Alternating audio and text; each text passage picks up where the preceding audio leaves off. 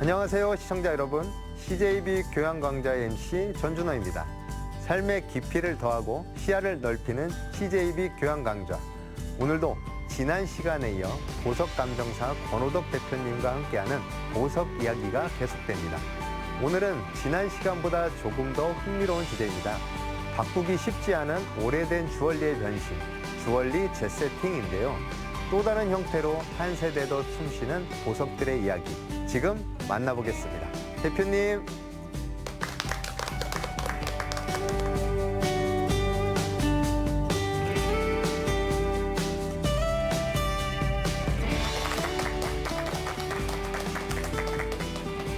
반갑습니다. 이번 시간에는 지난 시간에 이어서 여러분이 많이 관심을 가지고 계실 듯한 보석 재세팅에 대해서 제가 가져와 봤는데요. 여러분들이 보석 재세팅하면 어떤 생각이 드세요? 좀 어떤 분들은 상당히 그 비용이 많이 들어가고 그리고 또 과정이 복잡하지 않을까 이렇게 걱정을 하시는 분들이 계십니다.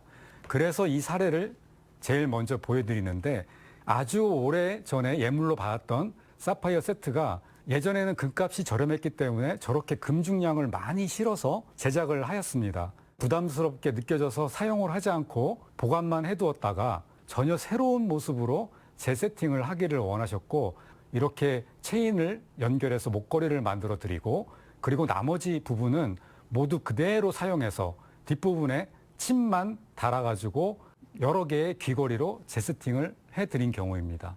아주 간단한 작업이죠. 이 가져오신 귀걸이도 비슷한 경우에 아주 단순한 작업을 거쳐서 재세팅을 해드린 것인데요. 저 진주 귀걸이가 보시다시피 상당히 부피감이 있고, 그리고 오랫동안 사용을 하지 않았기 때문에 금 부분이 많이 변색이 되어 있죠. 그래서 이 부분을 광택을 내주어서 새롭게 꾸몄고, 단순히 저 귀걸이를 땜을 통해서 이어 붙인 겁니다. 그리고 뒤에 침장식을 달아서 뭐가 됐을까요? 브로치가 된 것입니다. 그래서 귀걸이를 저렇게 예쁜 브로치로 거의 비용이 들어가지 않는 수준에서 만들어 드린 것입니다. 이 사진은 저 반지의 가운데 부분에 있는 보석을 고객분께서 가져오셨는데, 감정을 해보니 이 보석은 천연보석이 아니었고 거의 유리에 지나지 않은 아무런 값어치가 없는 인조 보석이었습니다. 그런데 다행히 이 보석을 가져오고 오신 고객분께서도 저것이 아주 값이 나가는 천연보석이 아니라는 것은 이미 알고 계셨습니다. 돌아가신 어머니께서 이 보석을 몇 개의 순금 목걸이, 팔찌 등과 함께 물려주고 돌아가셨다고 합니다.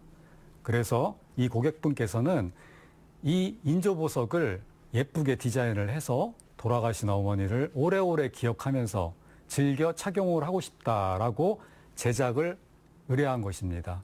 그래서 보석 주변을 다이아몬드로 예쁘게 둘러주고, 그리고 밴드 부분도 저렇게 단순하지 않고 좀 더 화사한 느낌으로 두 줄로 처리하고, 가운데 부분도 망사 느낌으로 해서 상당히 화려한 디자인으로 제작을 해드렸고, 고객분께서도 상당히 만족해 하시면서 즐겨 사용하신다고 하십니다.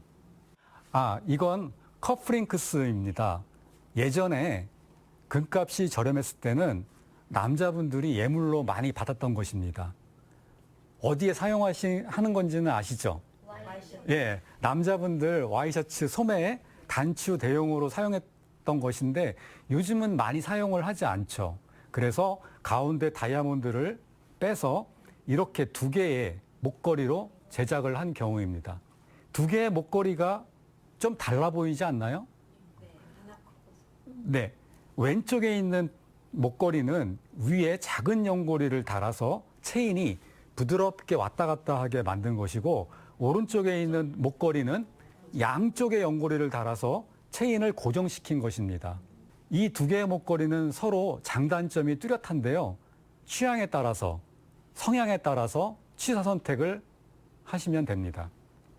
보시는 것처럼 이런 반지 사실 집에 사용하지 않고 장롱 깊숙이 보관해 두시는 분들 계실 텐데, 왼쪽 윗부분에 저 남자 반지는 남편분이 오랫동안 사용을 하지 않고 보관해 두었던 것을 아내분께서 새롭게 디자인해서 본인 반지로 사용하기 위해 가져오신 경우입니다. 그러니까 남편분이 착용을 하지 않고 두면 이렇게 손해를 보는 것입니다. 네. 그런데 남자 반지 가운데 다이아몬드가 예전에 예물을 받을 때보다 지금 세월이 지나면서 점점 작아 보일 수밖에 없습니다. 그래서 그 작아 보이는 다이아몬드를 좀 더 커 보이게 하기 위해서 저런 세팅을 하게 되는데요. 가운데 다이아몬드를 같은 높이의 작은 다이아몬드를 같이 둘러줘서 저렇게 큼직하고 화려한 느낌의 반지를 만듭니다.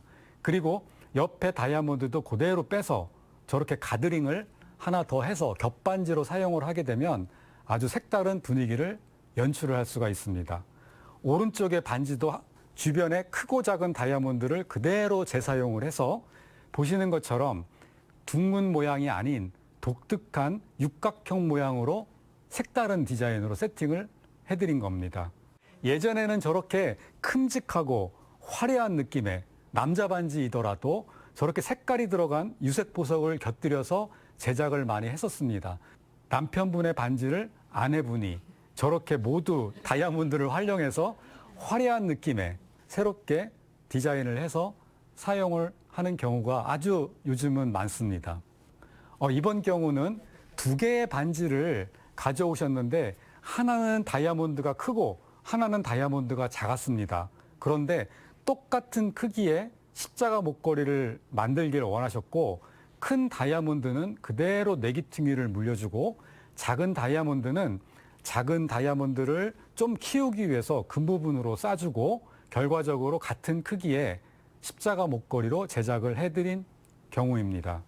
이렇게 제각각인 모양과 크기를 가져오신 경우에는 대부분 여러 가지 반지, 목걸이 등으로 나누어서 제작을 하는 것보다는 이렇게 브로치로 한 군데 몰아서 큼직하고 화려하게 사용하실 수가 있습니다.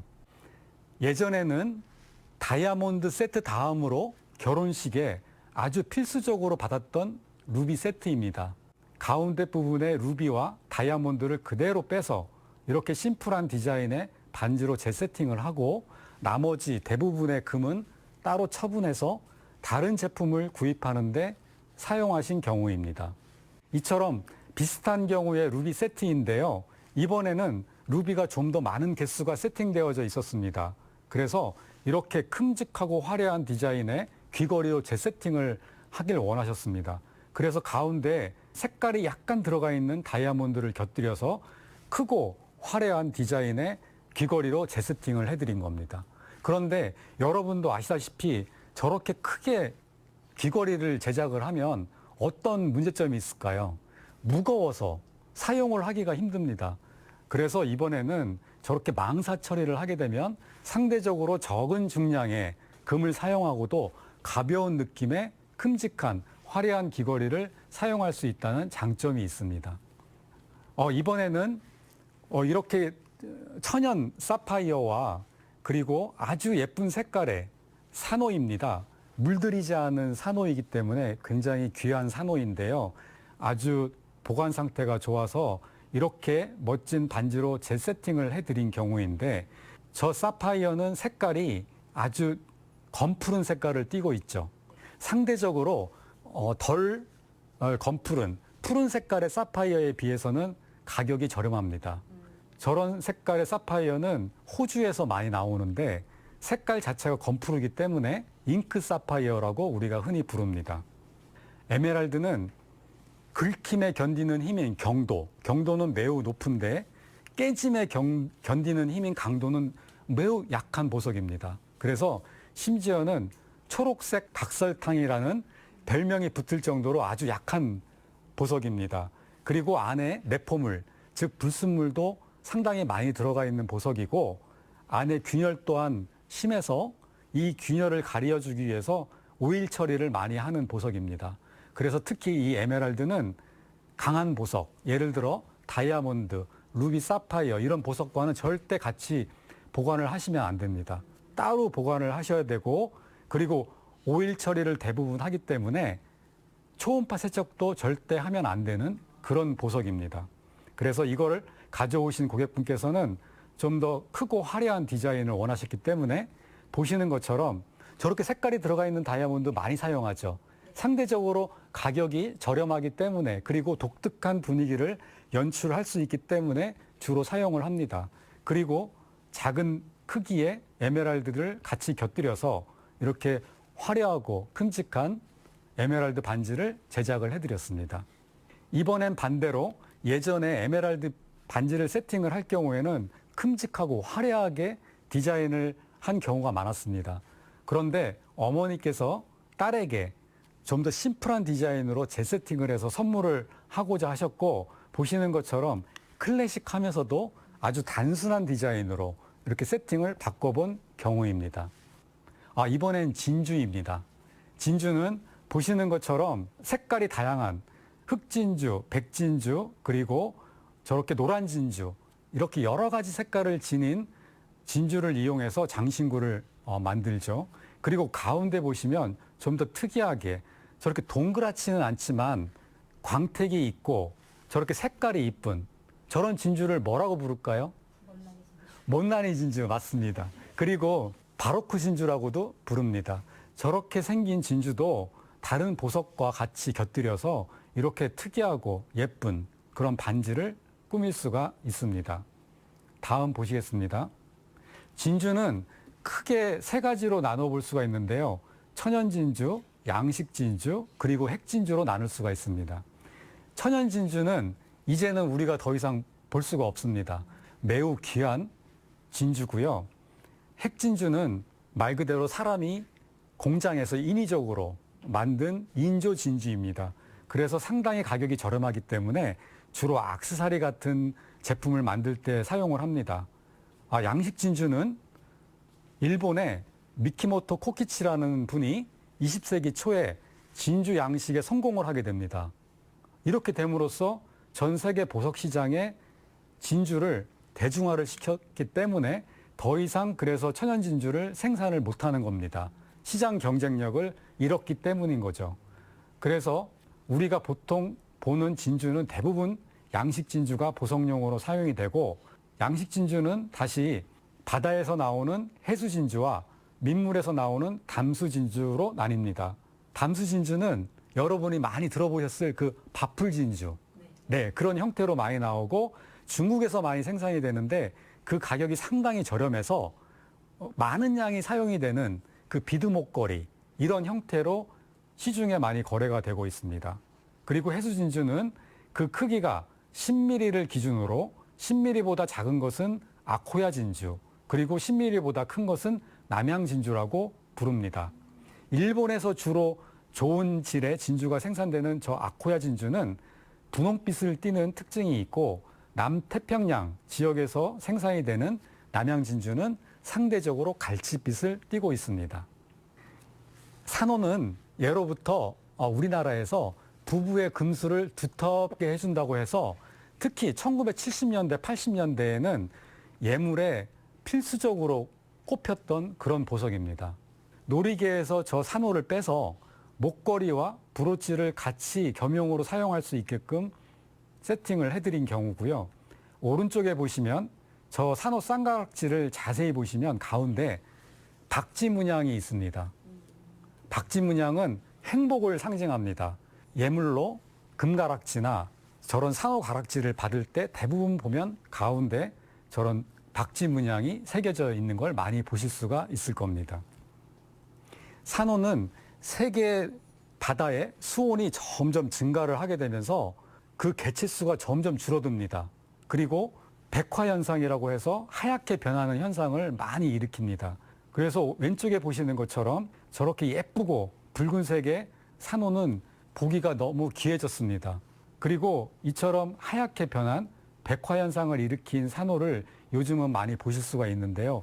가격은 상대적으로 저렴하지만 다른 보석과 곁들이고, 그리고 저렇게 금 부분을 검은색으로 도금을 한 겁니다.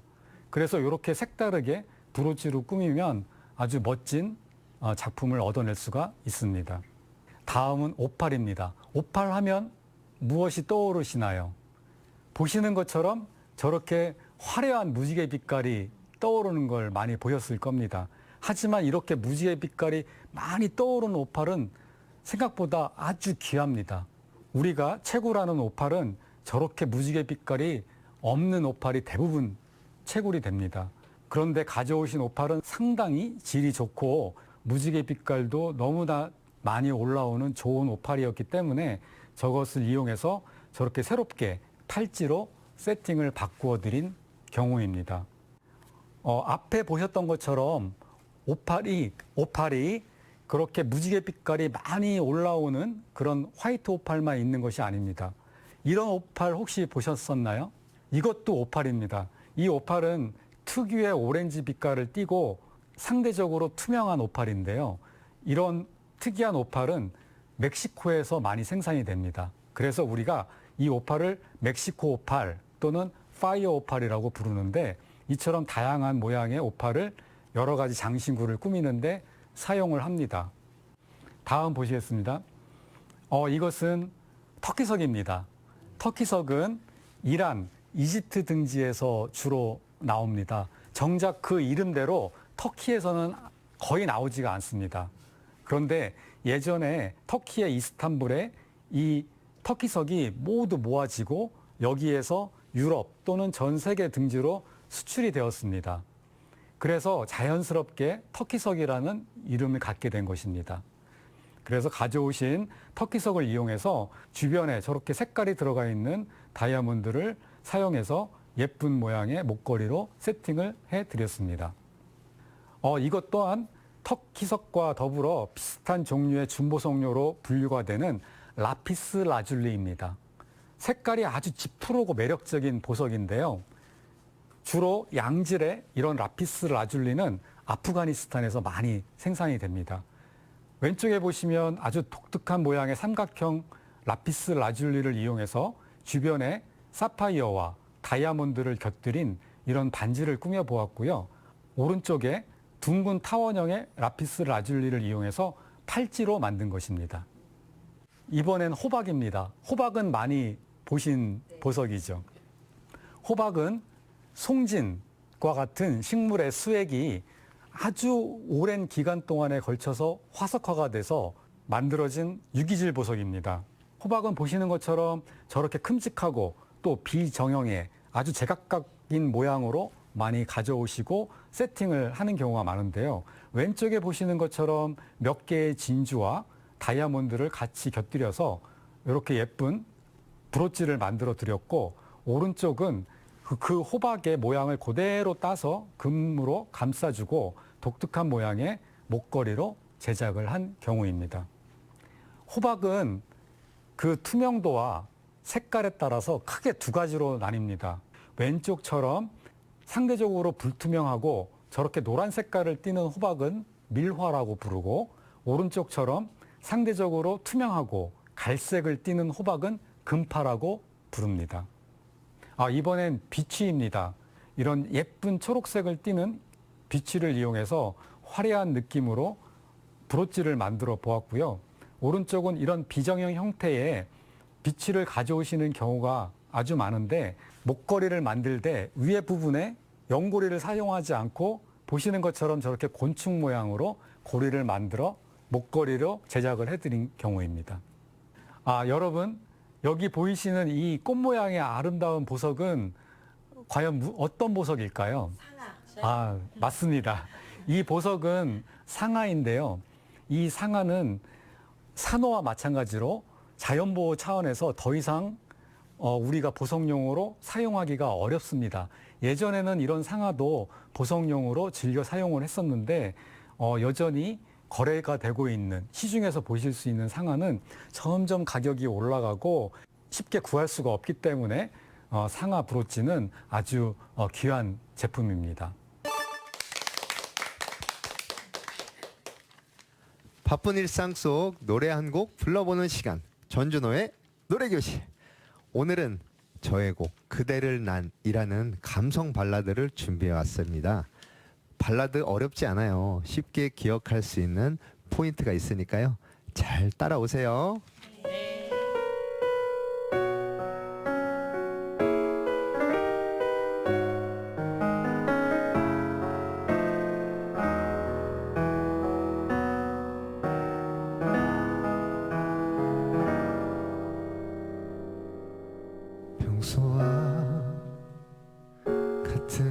늘상 반복되는 시간 속에서 마음에 남아있는 그리움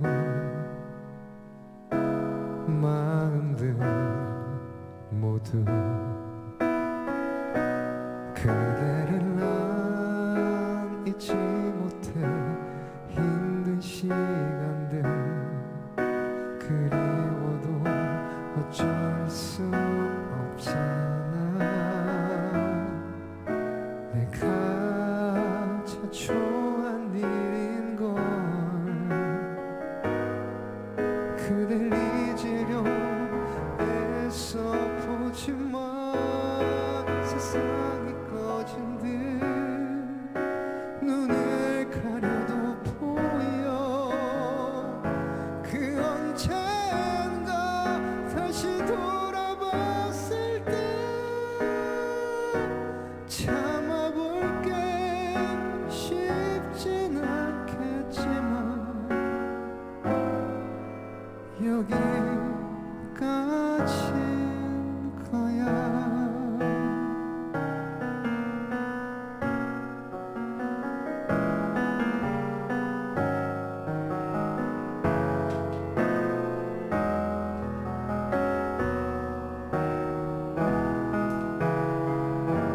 그대를 난 잊지 못해 힘든 시간들 그리워도 어쩔 수 없잖아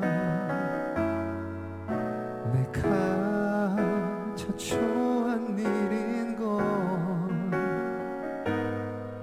그댈 잊으려 애써 보지만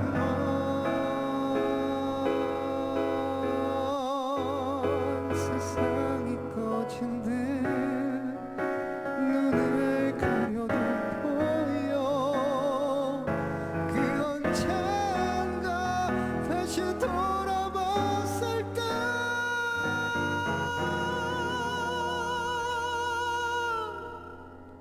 참아볼게 쉽진 않겠지만 여기까지인 거야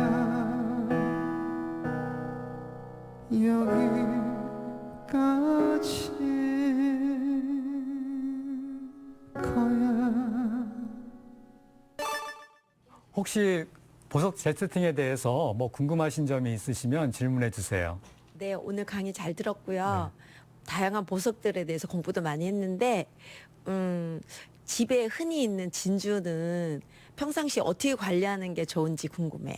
아, 네. 진주가 특히 유기질 보석이기 때문에 긁힘에 매우 약한 보석입니다. 그래서 쉽게 긁히기가 쉽기 때문에 보관을 잘 하셔야 되는데, 그리고 특히 진주는 땀, 그리고 화장품 등의 오염이 되면 아주 변색이 되기가 쉽습니다. 그래서 진주는 한 번, 두 번 정도 사용을 하게 되면 부드러운 헝겊으로 깨끗이 닦아서 다른 보석들과는 별도로 따로 보관을 하시는 게 좋습니다. 네, 강의 잘 들었고요. 선생님 이거 오래전에 어머님한테 선물 받은 건데 아까 선생님처럼 재세팅이 가능할까요? 보니까 그 진주는 오랫동안 사용을 하지 않고 보관을 해두었지만 상대적으로 아주 상태가 좋고 빛깔도 잃지 않은 아주 양질의 보존 상태를 갖고 있기 때문에 그 디자인 자체가 지루해지셨다면 심플한 느낌으로 이렇게 바꿔보시는 것도 좋을 것 같습니다. 그리고 금 부분도 색깔을 노란색보다는 하얀색으로 바꿔보면 전혀 색다른 분위기를 연출해내실 수가 있고 반지는 목걸이로, 목걸이는 또 반지로 이렇게 반대로 바꿔보시면 또 새로운 느낌을 얻으실 수가 있습니다. 네, 감사합니다. 네. 재세팅해갖고 예쁘게 멋있게 한번 착용해 봐야겠어요. 네, 감사합니다. 감사합니다.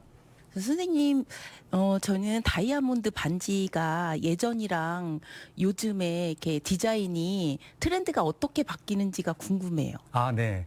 지금 화면에 보시는 것처럼 예전에 세팅했던 다이아몬드 반지는 오른쪽 위에처럼 저렇게 가운데 물리는 저 발이 상당히 크고 또 굵게 저렇게 세팅을 하는 경향이 많았는데 요즘은 아래에 보시는 것처럼 가운데 다이아몬드의 그 빛깔과 광채를 더욱 강조하기 위해서 저렇게 발이 거의 보이지 않을 정도로 가늘고 작게 세팅을 하는 추세입니다. 그래서 이렇게 세팅을 많이 바꾸시고요. 그리고 왼쪽에 보시는 것처럼 저렇게 가드링이라고 하죠. 겹반지를 하나 더 추가를 해서 사용을 할 경우 아주 색다른 분위기를 연출을 할 수 있는데 같이 저렇게 동시에 세팅을 하는 경우도 있지만 메인 반지를 가지고 집에 하나나 두 개씩 있을 만한 다른 반지를 색깔이 다르더라도 흰색과 노란색 이런 식으로 색깔이 다르더라도 적당히 사용을 하면 아주 색다른 분위기를 연출할 수 있는 그런 겹반지 스타일로 사용을 하실 수가 있습니다. 제가 봤을 때 보석을 이렇게 재세팅하는 것도 좋지만 여러분을 보니까 초롱초롱한 눈빛이 보석보다 더 아름답게 빛납니다. 앞으로 이런 저렴한 비용을 들여서 할 수 있는 보석 재세팅에도 한 번 정도 더 관심을 가져보시는 것을 저는 강력하게 추천드리고 싶습니다. 오늘 제 얘기를 들어주셔서 감사합니다.